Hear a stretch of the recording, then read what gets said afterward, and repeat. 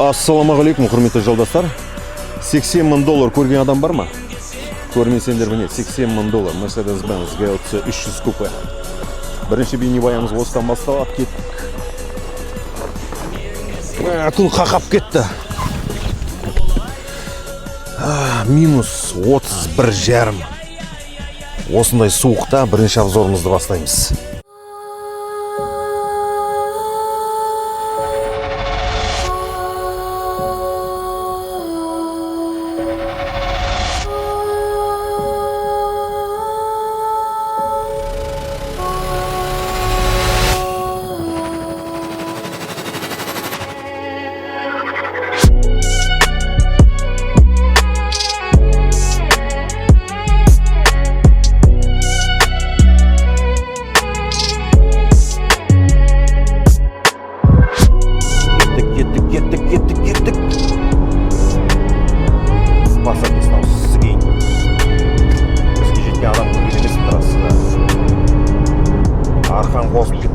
Осындай моменттерде арқан қозат бір 170, 180, 200 етіндер, қашындар жолдан 210, 215 силкілдеп келе жатыр машина, 220 Mercedes-Benz GLC 300. Жолдастар, бұл бір қатты бір басып бара жатқан спортивный көлік емес, кәдімгі гражданский көлік. Капотының астында 2 литрлік бензиновый двигатель. Кәдімгі простой бензиновый мотор. Ол мотор 9 ступенчатый 9G Tronic деген коробкамен бірге жұмыс істейді. Мотордың 249 жылғы күші бар. Техникалық жағынан айтатын болсақ, бұл барлық информация.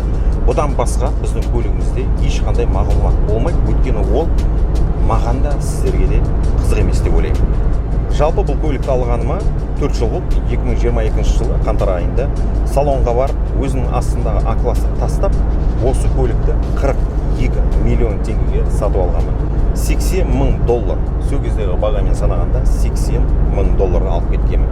Бірақ сол жылы наурыз айында Германия Россияға санкция салып, осы көліктің ішіндегі барлық нәрсенің бәрі істемей қалды.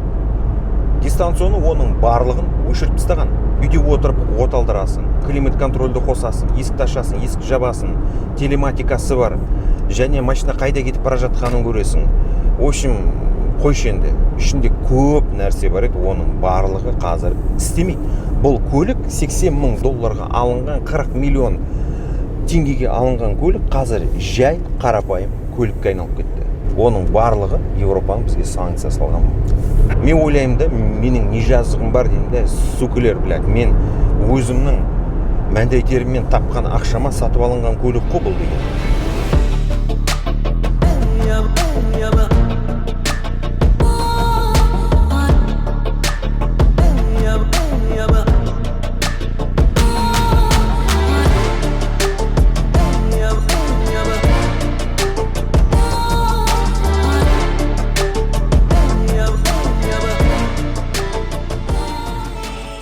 Так, кеттік. 205.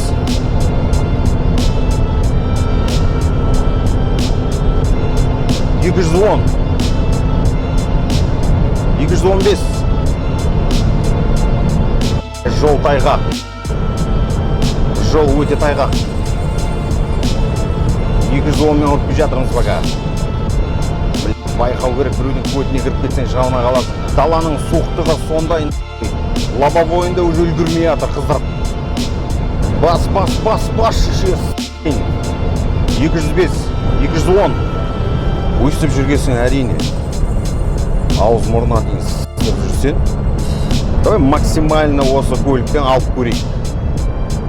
Лобовойға қояқшы, өйткені даланың суықтығы 31-32 градус болып тұр далада. Өте қатты суық болып тұр. Кеттік. Қазір прямой болады, сол прямойда басамыз. Так, спорт плюске өтейік. Кеттік. Блядь, үлгірмейсің да, алдыңда не болып атқанын білмейсің. Көліктерде уже фураларда уже жолдың ортасымен келе жатыр.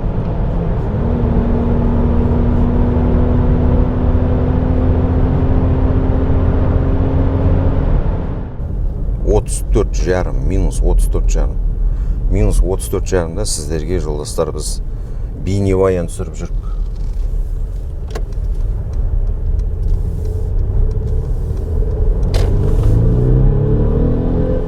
Бұл көлік енді техникалық жағынан соңғы сөз ғой, осы техникалық жағынан соңғы сөзі. Бұның ішінде барлығы бар еді.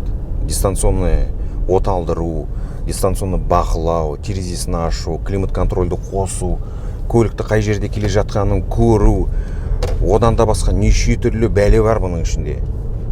Қазір оның барлығы істемейді. Неге істемейді? Өйткені санкция болғасын, бұның барлығын қиып тастаған, дистанцияны өшіріп тастаған. Мен ойлаймын да, сука, мен сендерге $80,000 бердім, өзімнің тапқан, теріммен тапқан ақшамды сендерге бердім. Неге істемейді деймін да? Көп адамдар сотқа берді сол кезде. Сотқа бергенмен не істейсің? Бұл бір қатты бір байып кеткен, айқайлап тұрған жирный комплектация емес. Бұның ішінде көп нәрсе жоқ. Допустим, датчик мертвых зон жоқ, 360 камера жоқ, төбедегі люк жоқ, және басқа да массаж жоқ. Допустим, да, моторы обычный мотор, 2 литр бензиновый 4-цилиндровый мотор. Айта кету керек, 4 жылдың ішінде бұл көлікке мен ештеме істеген емеспін. Осы 4 жылдың ішінде осы көлік 245,473 шақырым жүріп тастады. Бармаған жері, баспаған тауы жоқ. 4 жыл бойы бұл көлікті аямай мінгенмін. 4 жыл бойы бұл $80,000 әрбір долларын бұл көлік ақтап келе жатыр. Құдайға шүкір, тіпә. Бұл көліктің ішінде маған бәрі ұнайды. Мына кнопкілері, былғары руль, ішіндегі салон, мына жаңғырып айтатын бурмистері бар музыкасы, машинаның динамикасы, мамық жүретіндігі, бұның барлығы маған ұнайды. Мен шын айта кетейін, мен өзім Мерседестің фанатымын. Бұл BMW емес, бұл бассан, бұл ойланады, жүрейін ба, жүрмейін ба деп. Мысалы, қазір спорт режиммен келе жатырмыз. Машина ойланады. Тағы да қайталаймыз, міне. Газға басам. Машина ойланады. Жүрейін ба, жүрмейін ба деп. BMW-да ол жоқ. BMW-да сен бастың ба, машина кетеді. Экраны, цветінің бәрі көзге жағымды. Ешқандай бір көзге ұратын ештемесі жоқ. Бұның барлығы еще и сенсорный. Бассан бірден жауап береді. Не болып атқаны, қай жерде не шығып атқаны.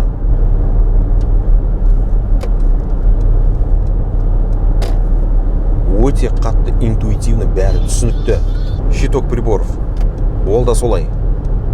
Сен қандай режим, қандай стиль таңдамасаң да бәрі түсінікті. Бәрін көрсетіп тұрады. Және бұл щиток приборы өзгеріп тұрады. Навигациясы бар. Индикация, қалай келе жатсың, қанша жанармайың қалды, қай жерге дейін жетеді, қанша километрға дейін жетеді, компасқа дейін бар. Бәрі интуитивно түсінікті.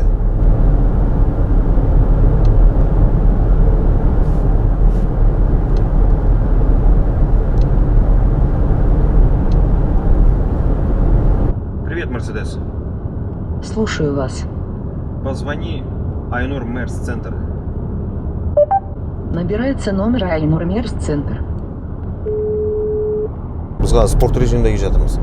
Комфортке салсам, руль уже өзгереді. И жаймен, мен бұрдым, ол барайын ба, бармайын ба деген сияқты да.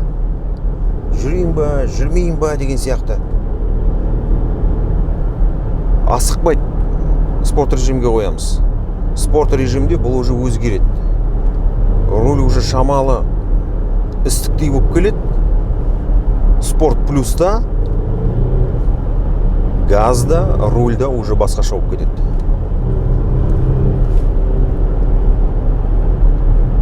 Мерседестің басқа көліктен айырмашылығы осы. Осымен бұл көліктің жақсы жағы бітеді и жаман жағы басталады. Бұл көліктің жаман жағы өте көп. Ол біріншіден ол расход, осы көлікке кететін ақша. Егер сен осындай көлік алғың келсе, ар жағында болатын, сені күтіп тұратын конкретный расходтарға дайын болуың керексің. Тем более сен көлікті салоннан алып жатқанда салонның менеджері саған оны айтпайды. Неғұрлым сенің көлігің қымбат болса, соғұрлым сенің расходтарың көп болады. Мысалы, конкретно осы көліктің жылдық налогы 120 мың теңге болады. Бір жылда төлейтін налогы. Өйткені Ресейде налог на роскошь деген бар. Көлігін, пәтерің, болмаса басқа бір нәрсең неғұрлым қымбат болса, сен соғұрлым налогың көбейе бастайды. Осы көлікке төлейтінім 120 мың теңге жылына. Бұл бір. Екіншіден, бұл көлікті салоннан алып кеткен кезде 3 жыл бойы каска төлеп тұрғанмын. Бірінші жыл 500 мың болды, екінші жыл 550 мың болды, үшінші жыл 600 мың теңге болды. Мен тек қана ең қымбат расходтарды ғана айтып жатырмын. Үшіншісі, әр 150 мың шақырым бойынша, регламент бойынша полностью алды-арты тормозной диск пен колодканы ауыстыру керек. Алды-арты диск тормозной және колодкасы теңгемен санағанда 1 миллион теңге. Ауыстыру запчасти, жұмысы барлығы 200 мың рубльге түседі. Коробканың майын ауыстыру. Әр 60-80 мың шақырым сайын коробканың майын ауыстырамыз. Коробканың майы жай ғана ауыстырылмайды. Оның астында крышкасы полностью шешіледі да, басқа новый крышка салынады. Ол новый крышканың ішінде өзінің фильтрлері бар, өзінің одноразовый запчастары бар. Соның барлығы 250 мың теңге. Жылына 1 рет жасап тұрам оны. При замене масла в коробке на Мерседесе у нас вот такой вот поддон используется. 2 сторонних фильтра. Масло 10 литров. Также оригинал. Соответственно, трубки, неодноразовые детали монтажа, болты и вот такой нюанс небольшой. Это у нас болт гидротрансформатора. То есть обязательно меняется и обязательно с него сливается, чтобы заправить 9,5 ориентировочно литров. Так, сняли поддон. Так у нас выглядит гидроблок. Сейчас мы будем это все вымывать, промывать. Соответственно, старый поддон, фильтра, ну и состояние масла видно. Здесь у нас магниты находятся, на которых все скапливается. Кейде жылына 2 рет жылдың басында и аяғында 250 мың теңге просто замена масла. Майын ауыстырғаның. Оның ішінде 10 литр майы бар, астында крышкасы бар, жұмысы бар, диагностикасы бар. Соның барлығы 250 мың теңге болып келеді. Одан басқа ең қымбат нәрселер бұл дөңгелек покрышкалар. Қысқы покрышка, мен ешқашан бұған бір ақшамды қимай не қылған емеспін, өйткені ол алдымен менің қауіпсіздігім. Өйткені көріп отырсыңдар ғой, 200, 220, 240 пен спокойно ұрып кете бересің. Қазір тұрған покрышкалар Michelin X-Size Nord 4 деген покрышка. Қысқа арналған, әр покрышкеде 200 шип бар. Оның бағасы, мен осы өткен күзде алғанмын, новый әлі. Бағасы 180 мың рубльге алғанмын. Теңгемен салғанда миллионнан асып кетеді. Жазғы салып жүрген резина Michelin Pilot Sport 4 SAF деген резина. Ол да бір қымбат резинаның бірі. Маған примерно 2 жылға ғана жетеді. Бағасы примерно 500-700 мың теңге тұрады. Ең арзаны свеча деп айтуға болады. Свечи зажигания біреуі 40 мың теңге, комплект 160 мың теңге тұрады. Әр 60 мың сайын ауыстырасың. Жоқ, бұл көліктің ең арзаны дворниктер ғана. 1 жылға ғана жетсе примерно 60 мың теңге тұрады. Айтпақшы, кәдімгі туосы, майын ауыстыру, фильтрларын ауыстыру 160 мың теңге. Жыл сайын осы расходтарының бәрі көбейе береді ғой. Жыл сайын төлейсің. Сонда 1 жылдың ішінде бұл көлікке кететін ақша пәленбай мың кетеді ғой. Мен бірінші бейнебаямды бұл көліктен әшейін бастаған емеспін. Өйткені қазір уже мен үлкен ТО-дан өткенмін. Бұл көлік бұзылған. Оны келесі сериясында көресіңдер. Вот сол кезде менің көтім ашыған. Действительно көт ашитын выпуск болады. Өйткені біз бұл көлікті бірнеше миллионға келіп қораға кіріп кеткенбіз. Бізде қазір Mercedes кеткесін, BMW кеткесін, бәрі қоянның суретін салып лақтырып кеткесін. Бізде қазір Қытайдың көліктеріне есік ашылды. И неше түрлі Қытайдың көліктері, Қытайдың өтектері, микроволновкалары қазір бізге келіп жатыр. Қазір бізде қаптап кеткен, бізде емес, Қазақстанда да қаптап жүр деймін олар. Мына Чанганың, Омода, танкілерің келіп жатыр, Лисян деген келіп жатыр, Воя деген келіп жатыр, неше түрлі алдыңда Черри, Мери дегендер келіп жатыр. Оларды мен пока білмеймін. Ол көліктерге біз әлі келеміз. Ол көліктерге біз әлі жетеміз. Мен действительно тілім қышып жүр, өйткені айтатын әңгіме көп. Действительно біз қазір өте қызық заманда өмір сүріп жатырмыз. Осы айналада болып жатқан нәрсенің барлығы маған өте қатты қызық болып келеді. Бұл теманы қозғамай қояйық, өйткені ол темаға біз әлі келеміз. Ол туралы біз конкретно отырып, аузымыз көпіріп сөйлесеміз. Олар туралы отдельно айтамыз. Просто қазір бізде көліктің бағасы удай қымбаттап кетті. Ондай ақша жұртта бар, жұрттар алып жатыр. Қанша санкциямен сіккенімен көріп жүріп қой, қаланың ішінде жаңа Мерседес мініп жүр, жаңа BMW мініп жүр. Удай қымбат, бағасы 16 миллион рубль, 20 миллион рубль. Теңгемен санағанда ол енді сумасшедший ақшалар ғой олар. Менің мына көлігім 40 миллион теңге болса, осы көлік, су жаңа көлік уже бағасы 80 миллионнан асып кетіп жатыр қазір. Біз оларға тағы да жетеміз. Ол прям шай ішіп отырып айтатын, ауыз көпіріп отыратын әңгіменің бірі. Рустем, как ты думаешь, сейчас дворники заработают у нас? На улице минус 33. Нет, не заработают. Не заработают. А давай поспорим. Я, если честно, не знаю, они заработают или нет. Он 33, минус 33 дала, да, жигтер. Я думаю, что заработают. Давай на что поспорим? Давай на чашку кофе поспорим. Давайте. Если все нормально будет брызгать, ты мне чашку кофе поставишь. Если Хорошо. нет, я тебе поставлю чашку кофе. Хорошо. Окей. Снимаешь лобовое?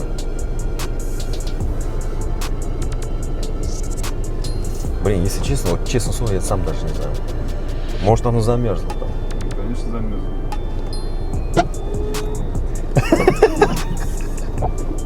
Ну как тебе, а? Во-первых, как раз, кстати, для ребят я расскажу. У меня была проблема, житель проблема болған. Лобовойдың бәрі қып-қызыл болып кетті, май болып кетті. Лобовая вся была в масле. Я не понимал, что происходит. Я, короче, вытираю, он, блин, все блекло, все, я не пойму, что происходит. И у меня загорелась ошибка, антифриз уходит куда-то. Я не пойму, куда антифриз уходит. Я каждый день начал доливать антифриз. Күнде антифриз құя бастадым. 1 литр, 2 литр, 1 литр, 2 литр. А ты знаешь, оказывается, какая фишка? Я звоню Айнуру, говорю, Айнур, братан, короче, что за херня, что случилось? Оказывается, антифриз мотордан шығады да бачокқа кіреді екен. В бачке, ну ты же понимаешь по-казахски, в бачке, оказывается, бачоктың ішінде кипятильник тұр мынандай. Кипятильник, оказывается, в бачке омывайки. Вот этот антифриз горячий, он идет в бачок омывайки, оттуда греет все это вот на 90 градусной температуре, и оттуда он уходит обратно в мотор, оказывается, прикинь. И он, кипятильник, кое-где спустил и начал весь этот антифриз под давлением начал уже в бачке, понимаешь? Литься он начал просто. А я этого не замечал на ходу. Я начинаю лить. Терезеге септірем, блин, прикинь, терезенің бәрі уже мутный болып кетті, да? Оказывается, вот такая система. А потом я думаю, перехитрю систему. Я просто заглушу его и буду ездить. Лето же. Жаз ғой, он қысып тастаймын да, спокойно жүре беремін деймін, да? Оказывается, так нельзя, потому что вот это давление, оно оттуда где-то выдавит. И эта вся система, она перестанет работать. Прикинь? И что ты думаешь? Айнурға звондан, бля, Айнур, ана датчик керек дедім. Айнур мне привез этот датчик. Знаешь, сколько он стоит? 26 тысяч рублей. 26 мың рубль теңгемен санағанда где-то бір 130 мың теңге. Мынандай кипятильник. И дөңгелек шештім, одан крылоны шештім, одан ішіндегі тұрған нәрселердің бәрін шешесінде, сосын барып кіресің. Вот такая вот система. Онымен расходтар біткен жоқ, жолдастар. Мен салоннан шығардың алдында маған айтады, капот, крыло, мына зона риска дейді, соны қаптаймыз ба дейді. Мен айтамын, конечно, қапта деймін әкесін аузы. И сөйтті де бірден капотты, екі крылоны, алдыңғы бампер, крышаның төбесі, мына есіктің тұтқалары и табалдырықты бронепленкамен қаптап берді. Соған маған 150 мың рубльмен 750 мың теңге тағы счет қойып берді ғой. Оны төледім. Одан басқа маған айтады, видеорегистратор салу керек дейді. Мен айтам, басқа жерде жоқ, басқа жерде салмайсың, өйткені гарантиясы күйіп кетеді дейді. Мақұл дедім. Сөйтті де маған видеорегистратор қойып берді, оған 15 мың рубль алды, 75 мың теңге алды. Багажникке коврик керек па? Мен айтамын, ол жоқ па не багажник? Жоқ, ол по умолчанию келмейді, оны сатып алуың керексің дейді. Мақұл дедім, резиновый коврик әкеліп салып берді, 20 мың рубль. Кәдімгі резиновый ковригін оригинал, айта кету керек, 100 мың теңге. Одан қалғаны защита радиаторы 75 мың теңге алыпты. Защита картері, астындағы мотордың защитасы үлкен бір темір, қалың, 100 мың теңге. Вообще, мына защита радиаторы, шайтан базарға барып сатып алсаң 3 мың теңге кетеді, сол ана сеткісі. Бірақ өздері қойып берді. Сөйтіп салоннан шықпай жатып, уже расходтары кетті. Бұл бір, екіншіден берген подаркасы, мен айтамын да, сендер тым болмаса бір подарка бермейсіңдер ма деймін да. Вот, мен саған подарка деп, маған кішкентай ғана шнур беріп, телефон зарядтайтын. Болды, одан басқа берген ештемесі жоқ. Вот, дөңгелекті мен сатып алдым. Анау заттардың бәрін сатып алдым өзім. Сөйтіп осы көлікті салоннан алдым да кеттім. Бұл көлік туралы айтатын әңгіме көп. Бір жағынан, екінші жағынан айтатын әңгіме жоқ. Өйткені бұл менің ойымша бұл идеальный көліктердің бірі.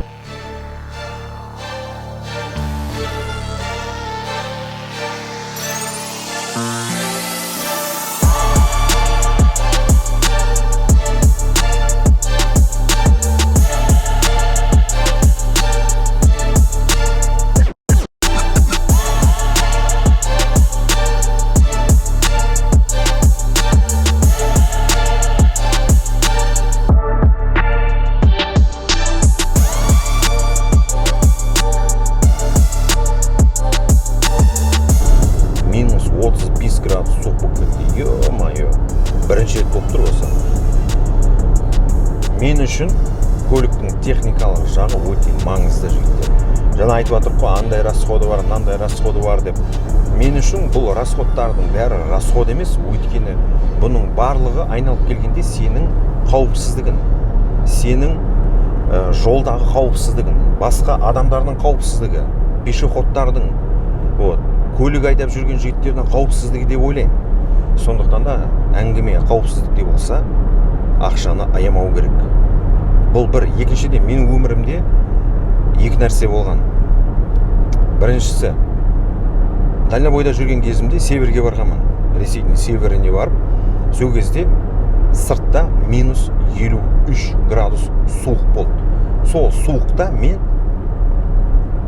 қайтып келе жатып, жолда қатып өлген адамдарды көрдім. Жеңіл көлік. Машина бұзылады, обочинаға тоқтайды, минус 53 тонат. Не істейді енді? Дөңгелекті снимать етіп алады да, 4 дөңгелекті. Оны жағады біртіндеп. Өйткені машинаның алдында ошақ тұр, ошақтың ізі. Сөйтіп өртейді. Бір дөңгелекті өртейді, екінші дөңгелекті өртейді, үшінші, төртінші дөңгелекті өртейді. Запаскасын өртеген. Ол біткесін көліктің ішіндегі сиденьелерін шығарып алып, оны өртейді. Сосын бәрі 4 адам ішіне кіріп, бір-біріне жабысып, қатып өледі ғой. Соның барлық көліктің бұзылған кесірі. Бұл бір енді. Оның алдында жас кезде, осыдан 25 жыл бұрын енді болған оқиға, 124-ші Мерседес айдап келіп заправкаға келемде, оны тығып заправканың қапталына қоямда, заправкаға кіріп, шай алам. Шайымды алып атқан кезде артымда тағы да сонда 124-ші Мерседес келіп тоқтайды. Тоқтаған бойда УАЗиктің дыбысын естиді.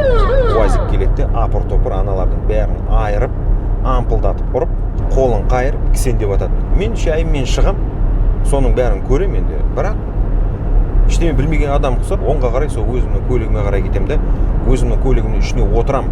И сол кезде ана жігіттердің біреуі айқайлады ғой. Мына жерде тағы біреуі бар деп. Мен машинамда от алдырайын десем, машина от алмайды. От алдырайын десем, от алмайды. Аналар уже жүгіріп келеді, олардың етіктерінің дыбысын естіп отырмын да. До такой степени прям конкретно адреналин басқа тепкен кезде. Соңғы момент аналар уже атып шығады жолға. Менің машинам қотталады да, есікті жауып, коробкаға тигенде сол жерден жоқ болып кеткенмін. Өмірде неше түрлі моменттер болады. Сондықтан да жігіттер, көлігін астында мініп жүрген атың әр уақыт дайын болу керек. Адамның өмірі өте қысқа. Адамның арманы орындалу керек. Ол ақшаның барлығы саған тек қана сезім береді. Кеше азанда өлген адамдардың бүгінге планы бар еді. Бүгін азанда өлген адамдардың ертеңге планы бар еді. өмір өте қысқа, өліп кетуі мүмкін. Сондықтан да мен жаңа айтып отырмын ғой, біз дрифтовать етіп шығып жатырмыз, машина ұрып бара жатыр. Адреналин, оның барлығы сенің қаныңа адреналин береді, оның барлығы сезім, оның барлығы эмоция. Ақша, ол ақша болып қалады. Өмірі үнемдеп, ойбай анаған жетпейді, мынаған жетпейді, кредит, ипотека, анау мынау деп жүре берсең, действительно өмірі жетпейді. Қазақта мақал бар емес па? Итке шошқа дей берсең, ол бір күні болмаса бір күні қорылдап кетеді. Сол сияқты ақша жоқ дей берсең, сен действительно ақшаң жоқ болып қала береді. Мен ауылға барғанмын осы көлікпен, маған пірәшкім айтады да, қанша дейді да, мен айтамын 40 миллион теңге. Мен бұндай машина ешқашан мінбеймін ғой дейді. Мен айтамын, сен неге өзің осылай программировать етіп жатсың деймін да. Егер сен мінбеймесең, сен действительно ешқашан мінбейсің бұндай көлікті. 40 миллион теңге ол проблема емес қой. Егер сен басыңды қосып, көтіңді көтеріп жұмыс істейтін болсаң, бұдан да қымбат көлік мінуге болады. Бұл тек қана басы. Айтып отырмын ғой, бұдан да қымбат көліктер бар. Біз оларға әлі келеміз. Сондықтан да жігіттер, әңгіменің тоқетері, ешқашан армандаудан ұялмаңдар. Наоборот, армандандар. Арман орындалу керек. Орындалып, ақша деген, қайталап айтайын, ақша ол эмоция, ол сәт. Сондықтан да әр жұмсаған ақшаларын сіздерге тек қана жақсы эмоциямен, жақсы естелік қалдырсын. Келесі жүздескенше.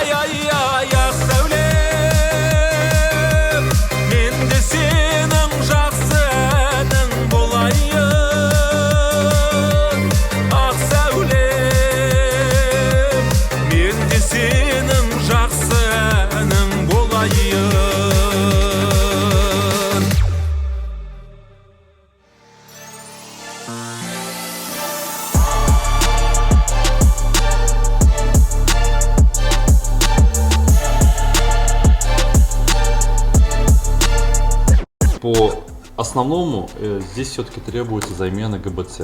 Цена вопроса в районе 340 тысяч рублей. Да, 340 тысяч рублей, это с учетом, то есть, замены, одноразовых запчастей. Но это не единственное, к сожалению. Есть, так скажем, вопросы по автомобилю.